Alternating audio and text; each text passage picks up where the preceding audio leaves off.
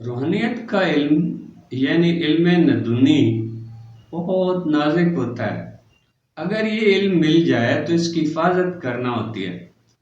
इस राह पर चलने वाले को हर वक्त ये तड़का लगा रहना चाहिए कि कहीं कोई राज जाहिर ना हो जाए, कहीं कोई पर्दा उठ न जाए। इल्म लदुनी पर बात करना दो धारी तलवार पर चलने के मुतरादिफ है। जो कुछ देखें, जो कुछ महसूस करें, उसे अपने अंदर जज़ब कर लें। बड़े से बड़ा मुशाहिदा भी पी जाएं। जितना आपके अंदर तहम्मुल होगा, जितना आप राज को छुपाने के अहल होंगे, उसी कदर आपकी रूहानी तरक्की तेज होगी। और जितना आप शोर मचाएंगे कि मैंने ये देखा, मैंने वो ख्वाब देखा, मुझे बताइए ये क्या है, इतना ही आप अपनी मेहनत को ज़ाया करते चले जाएंगे।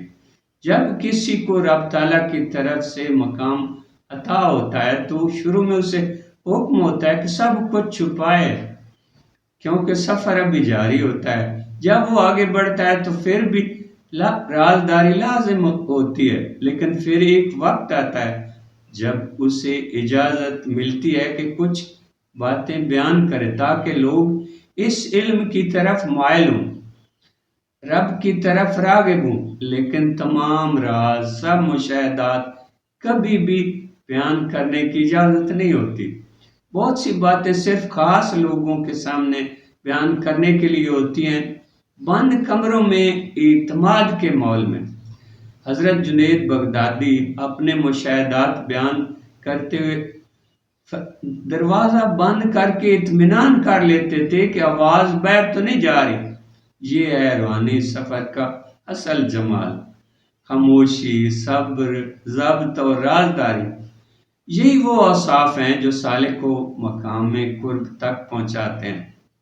दोस्तों, इस इल्म का सफ़र शोर नहीं, सकून, तहम्मुल और सच्चाई है।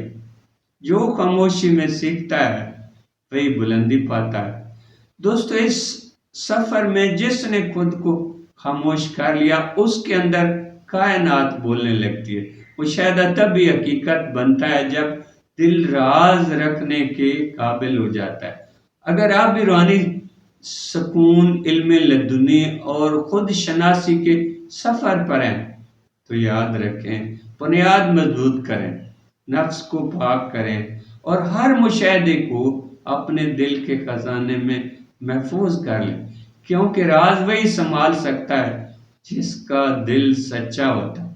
अगर ये पैगाम आपके दिल को छू गया तो इसे दूसरों तक ज़रूर पहुंचाएं ताकि रोशनी फैलती जाए और खामोशी दिलों में इल्म का नूर जगाए।